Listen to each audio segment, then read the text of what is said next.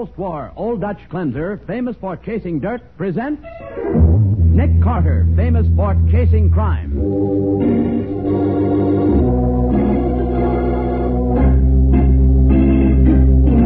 Every week at this time, two great names are joined as new post-war Old Dutch cleanser brings you one of the most resourceful and daring characters in all detective fiction, Nick Carter, Master Detective.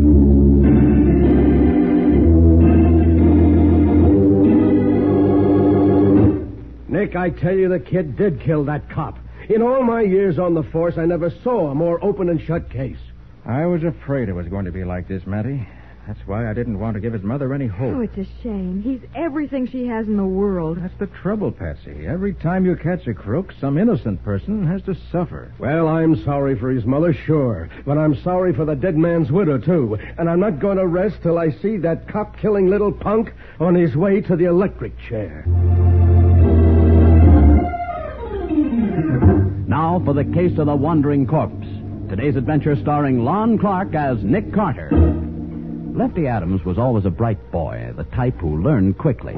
At 12, he learned to steal bicycles, and that sent him to the state reformatory, where he learned a lot more about crime from older boys.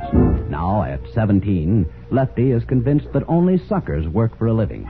It's 3 o'clock in the morning on the lower east side of the city. A lone customer from Milligan's Bar and Grill is making his uncertain way homeward. As he passes a dark doorway, a figure quickly steps in behind him, locks his arm around his neck, and pulls him back into the shadow. Just keep quiet, Mac, and you ain't going to get hurt. I said keep quiet, didn't I? Hey, that's quite a roll you got there. Thanks. Now, look, chum, I ought to conk you one, but I'm soft-hearted, see? I'm lambing out of here, but I got a rod, and if you let out one yipe, I'm coming back. You gonna be good? Yeah. Okay. So long, sucker. Help! The dirty rat I might have known. Hey, you! It's the cops. He ain't gonna get me. Stop or I'll shoot! I got far to go now if I can only...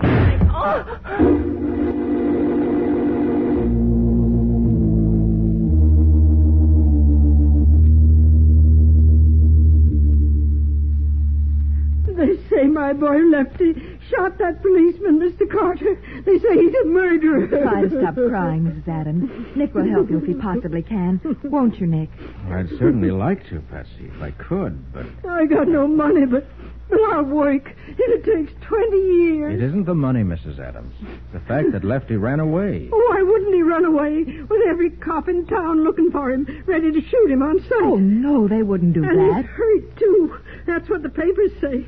Maybe he's dying. But why did you come to me? You knew Lefty when he used to go to your downtown boys' club. Yes, I did. Well, then you know he's a good boy. No, Mrs. Adams, I don't. I don't think he's a really bad boy, but he was always a little defiant and suspicious. Well, that's no crime. I know. I did what I could for him in the short time he was a member of the club, but he didn't stay long enough for me to straighten him out. Well, he never meant any harm. It was them older boys he got mixed up with afterwards. Well, that's usually the way. Lefty has a pretty bad record, Mrs. Adams. Nick, why don't you at least investigate? I'll be glad to, but if I start, I'll have to go through with it, whether he's innocent or not. Well, that's all I want, Mr. Carter, because I know he didn't do it. And, of course, if I find where he's hiding, I'll have to turn him over to the police. Well, that's the only way. All right, then, go ahead.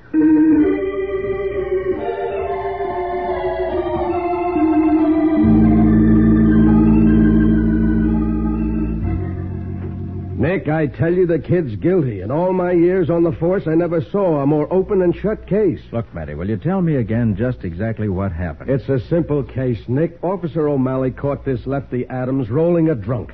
The kid ran, and OMalley warned him to stop, but he didn't. So OMalley fired and hit him, too. Then the kid turned and shot O'Malley with that homemade gun we found near the body. A homemade gun, Sergeant? Yeah, Patsy. A lot of these young hoodlums make their own out of scrap metal and stuff. Oh. And 3 people have identified the gun that killed O'Malley as his. Any fingerprints? Sure. All belonging to Lefty Oh, Adams. Nick, that's almost positive proof.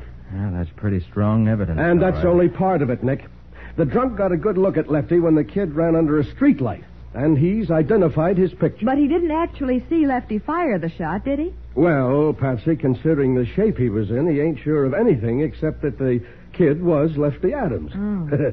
Matter of fact, he remembers hearing only one shot, and we know there were two. You mean because there was an empty cartridge in O'Malley's revolver? Sure. And we know the kid was wounded because there was blood on the pavement a half a block from O'Malley's body. We've sent out warnings to all doctors to watch for a 17-year-old boy with a bullet wound, probably in his left arm. But what makes you think he was hit in his left arm? Because, Patsy, the fingerprints on his gun are from his right hand. Uh-huh. And Lefty is a southpaw. Oh. I see what you mean. Left arm must have been injured, or he'd have held the gun in his left hand. That's the way I figure it. Oh, I was afraid it was going to be like this. That's why I didn't want to give Lefty's mother any hope. Oh, it's a shame. She has so much faith in him. That's the trouble, Patsy. Every time you catch a crook, some innocent person has to suffer. Well, I'm sorry for his mother, sure, but I'm sorry for O'Malley's widow, too. And I'm not going to rest till I see that cop-killing little punk on his way to the electric chair.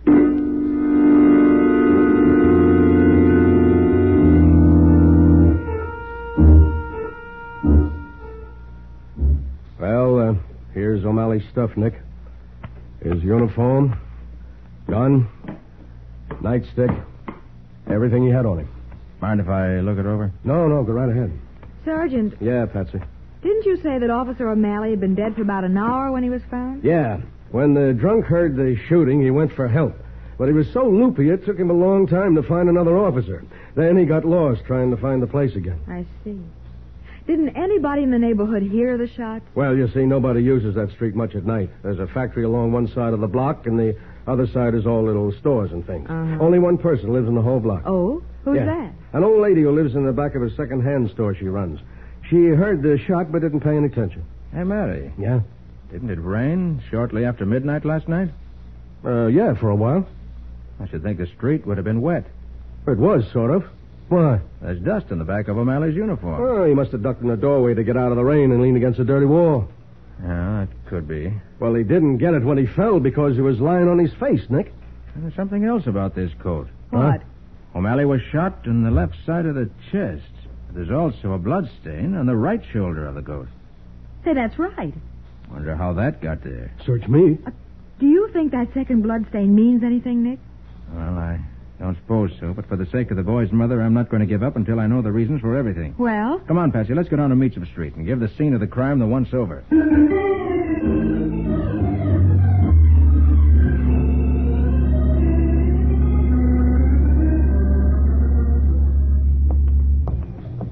Here's the second-hand store Mandy was talking about. Let's go in for a minute. All right. Just a minute. I'll be right out. Okay, we'll wait. I'm in the back room.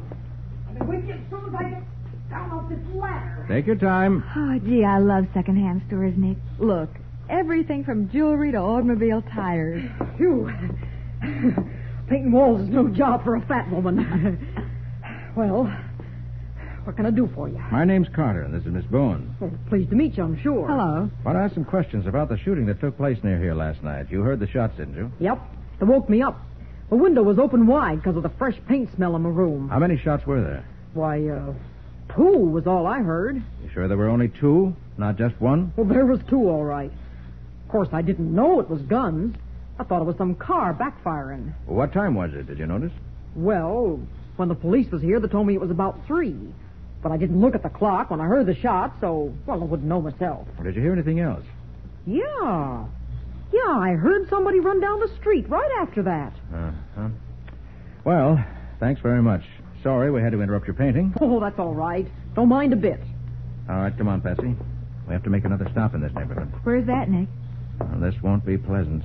But we better stop in and tell Mrs. Adams what we learned from Mattie.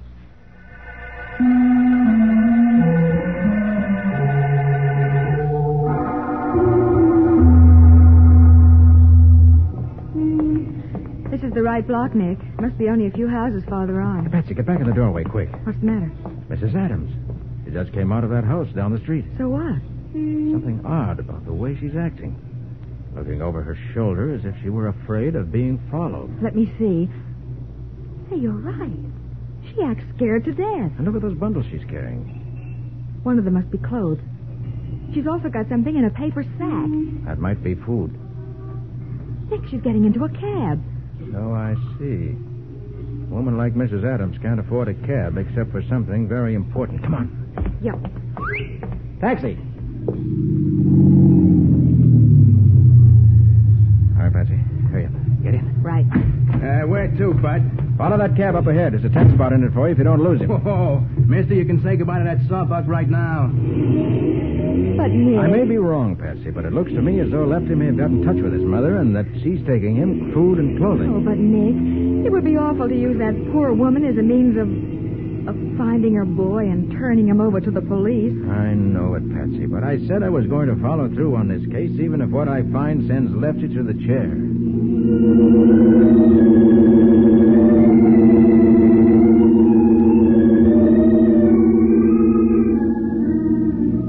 Hey, mister, they're stopping. Yeah, I see him. Hold back for a minute. Okay, you're the boss. She's getting out and going into that old house, Nick. All right, driver. Let us out at the same house. Right. Maybe I shouldn't feel this way, Nick, but I hope Lefty isn't there.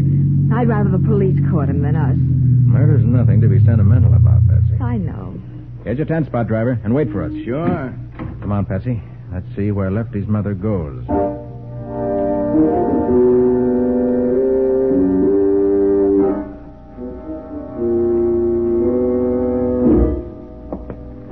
Here's the room she went into. Mrs. Adams? I hope you're wrong, Nick. Mrs. Adams? What? What do you want? It's Nick Carter. Let me in, Mrs. Adams. Go away, please, please. Oh, what's the use, Mom? Okay, so you found me. Now I hope you're satisfied. He didn't do it, Mr. Carter. He couldn't have. Lefty, tell him he didn't kill anybody. Gee, I'm sorry, Mom. I can't. I did shoot that cop, just like the paper said. Nick, look at the wound on Lefty's head. Yes, I noticed it. But I thought... So did I. Mom, will you... Maybe we've been all wrong. While Lefty's heartbroken mother sobs convulsively, Nick and the 17-year-old criminal leave for headquarters. We'll see what happens in just a moment. Now, back to the case of the wandering corpse. Today's adventure with Nick Carter. Lefty Adams has admitted killing Officer OMalley, but Nick still wants to clear up a few points. So after delivering Lefty to headquarters and waiting while a doctor attended to Lefty's wound, he now questions Lefty in his cell. How you feeling, Lefty? Docs will fix you up all right? Yeah, sure. I didn't expect to find you with a head wound. Oh, it wasn't nothing. The bullet just creased me. From what I understand, it was a pretty deep crease. Another fraction of an inch to the right, and you wouldn't be here. Why couldn't O'Malley have shot straighter? Why couldn't it have been me instead of him? I never wanted to kill nobody. And why did you carry a gun? All the other guys had a knife or a rod, and I wanted to show them I was tough, too. Lefty, were you mixed up with the gang? No. There's been a lot of petty crime in your neighborhood lately. Stick-ups, mugging, automobile stripped. And it looks as though there might be some kind of organization behind it. I don't know what you're talking about. All right. Let's talk about Officer O'Malley. I said I shot him, didn't I? What more do you want? There are a couple of things I don't understand. I ain't saying nothing till I see my lawyer. They haven't appointed anyone to defend you yet, have they? They don't have to. I'm getting J.B. Fenton. J.B. Fenton? You'll find he costs a lot of money, Lefty. I'll get the dough, all right. I got friends, see? Friends? Would be willing to put up $5,000 or $10,000? Maybe more? Sure. Why not? Well, I didn't know you traveled in circles like that. Look, Mr. Carter, will you leave me alone, please? Ain't I got enough on my mind? Mom crying her eyes out and me knowing I killed a guy? It's enough to drive a guy nuts without having to keep talking about it. All right, Lefty. Just a couple of more questions and I'll leave. You're left-handed, aren't you? Yeah, sure. What do you think they call me Lefty for? And why did you hold the gun in your right hand when you shot O'Malley? I didn't. I couldn't have. I couldn't hit nothing with my right hand. But the fingerprints on that gun are from your right hand. Quit nagging at me, will you? How do I know why I done it? I shot him, but I don't know how it happened. There was a million skyrockets going off inside my head. You mean from the bullet wound? Yeah, I blacked out, maybe. All I remember is him chasing me into the... What were you going to say? Nothing. Leave me alone, will you? I don't want to talk about it. But, Lefty, listen to me. I told you I killed the guy, didn't I? That's all I know. Now get out of here and let me alone. Just let me alone.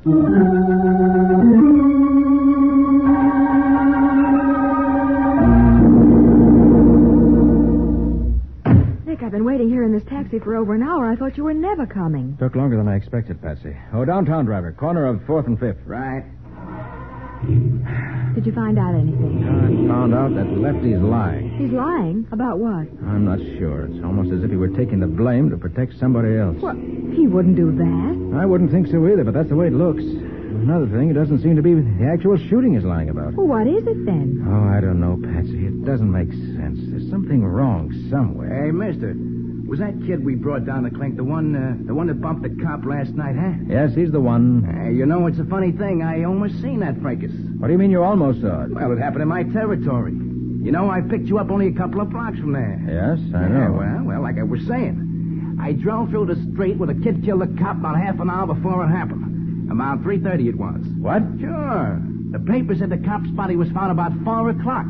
And I went through there not half an hour before. You sure you drove through that same block on Meacham Street this morning at 3:30? Sure, I'm sure.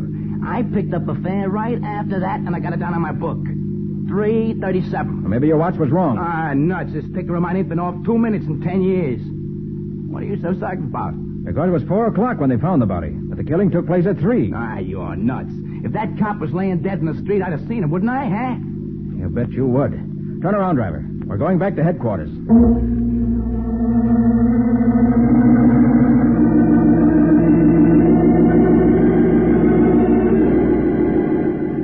But the body must have been there at 3:30, Nick. He was shot at 3, and corpses don't go wandering around while they're waiting for somebody to find them. That's why I'm taking another look at O'Malley's coat, Matty. I hope it'll tell us where the body really was. Just because there's a little dust on the back of it? Not entirely. Matty, take another look at this stain on the right shoulder. Oh, Nick, we've talked about that before. I admit it's a funny place for a blood stain. When he was shot on the other side... If you take a closer look, you'll see that the blood stain isn't dried blood at all. What? On this dark blue cloth, it's hard to tell the difference, but that particular stain is paint, Matty. Brown paint.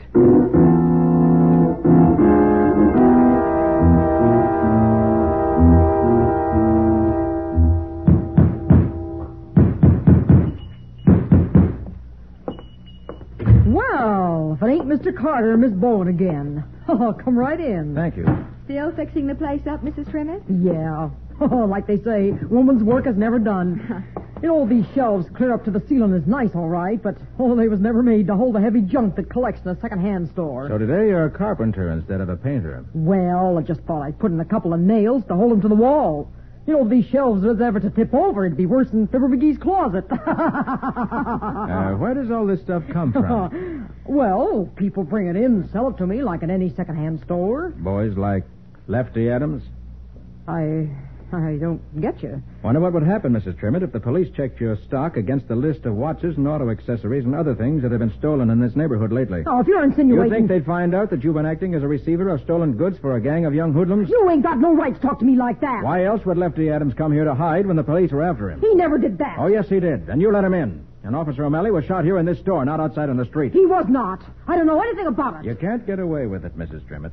When O'Malley fell, the back of his coat picked up dust from your floor. Oh, that don't mean nothing. Could have got that dust any place. But there was something else on his coat. Paint. The fresh paint you put on your walls only a few hours before. Oh, okay. I'll tell you the truth. It did happen in here. When the kid come knocking on the door, I thought he'd been in an accident. Blood on his face and everything, so... Well, naturally, I let him in.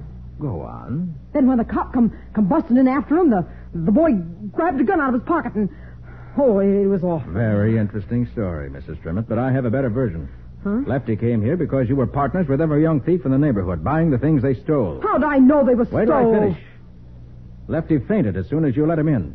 You were afraid O'Malley would know why he came to you, so when he followed Lefty inside, you shot him with the boy's gun, while Lefty himself was unconscious. It ain't my fingerprints that's on the gun, it's his. That'll prove who done it. How did you know there were any fingerprints? Well, I'll tell you how you know. Because after you killed O'Malley, you wiped off the gun, pressed it into Lefty's hand, and when he came to, told him he'd done the killing. You can't prove that. You can't prove a thing. Oh, yes, I can. Because you made a very serious mistake, Mrs. Trimmett. You put the prints of Lefty's right hand on that gun. If he'd actually done the shooting, he'd have used his left. I Well, you see, Mr. Carter... Nick, look out. She's pushing those shelves over. Out of the way, Patsy. Out of the way. You ain't hurt, are you? No. No thanks to you. Nick, she's got a gun. Sure I have. That's why I pushed them shelves over. Keep you two busy long enough for me to get it. Now, mister, just toss your rod over to the opposite side of the room. All right. Anything to oblige a lady. But remember, you're still trapped in this store with us. The factory across the street is changing shifts, and the street is full of people. Think you can get through that crowd without being caught? Who said I was leaving? Go on, both of you. Get to the back of the store. Say, what do you think you're doing? Well, dearie, there's a cellar to this joint that ought to be darn near soundproof. We all three are going down there. But I'm the only one that's coming back. Now get moving. At the point of a gun, Nick and Patsy move slowly toward the door of the cellar, which Mrs. Trimmett intends to be their grave. We'll see what happens in just a moment.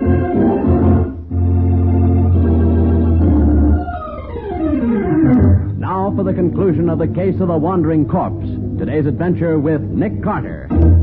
Nick and Patsy are slowly walking toward the rear of Mrs. Trimmett's second-hand store, with Mrs. Trimmett right behind them, a revolver in her hand. Nick, once we get into that basement, we won't have a chance. You can do something to distract her attention for a minute. Cut out the Maybe I whispering and go on down those steps. Please don't rush us. Whenever you're ready, Nick. I said shut up. Now. Oh, I caught my heel. Oh, you fool! You Give me the gun. I'll give it to you. You let go of my arm. We'll fall. I said you will fall on the stairs. All right, Patsy. I've got the gun. You dirty rat. You broke my arm, knocking me down them steps. Oh, that's a shame, Mrs. Trimmett. But we'll see that you get the very best medical attention in the prison hospital.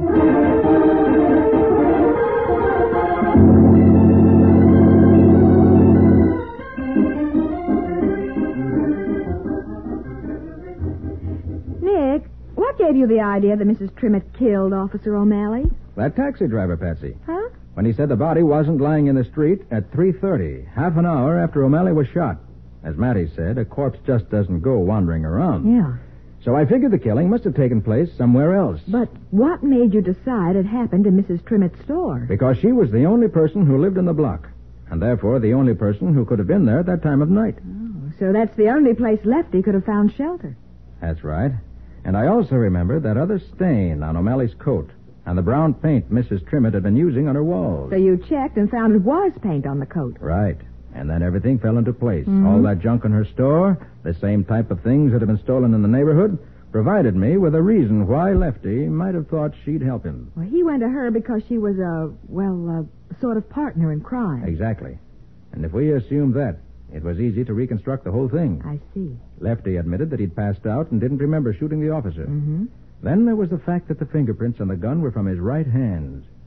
That suggested a frame-up. I suppose Mrs. Trimmett dragged the body out into the street. With Lefty's help. Of course, she also bribed him into saying the murder happened out in the street by promising to pay for the best lawyer in town in case he were caught. So that's why I didn't want to bring her name into it.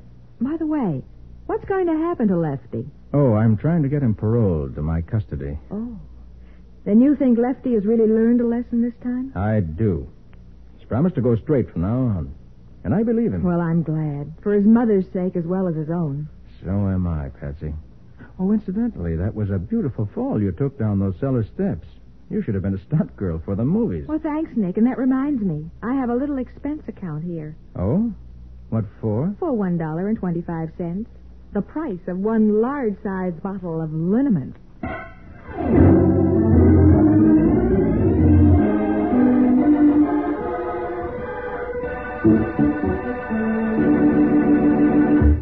And now, Nick, will you tell us something about the adventure that new post-war Old Dutch cleanser is going to bring us next week? Well, Bob, for one thing, it's a case that really started 1,300 years ago in China during the Tang Dynasty, when two Chinese families started a feud over a dagger. Must have been a very unusual weapon. It certainly was very unusual and very deadly, as Nick and I almost discovered the hard way. Well, it sounds like a case that promises lots of excitement, to say the least.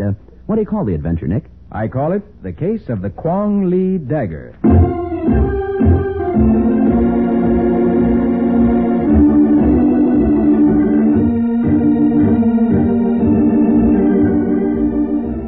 Nick Carter, Master Detective, is presented each week at this time by the Cudahy Packing Company. It is produced and directed by Jock MacGregor and is copyrighted by Street & Smith Publications, Incorporated. Charlotte Manson is featured as Patsy. Mattie was played by Ed Latimer. Today's script was written by Jim Parsons. Original music is played by Henry Silverne. This program is fictional, and any resemblance to actual persons living or dead is purely coincidental. And don't forget to read the Nick Carter story on murderers' guns in the current Black Mask magazine, one of the popular fiction group. Bob Martin speaking.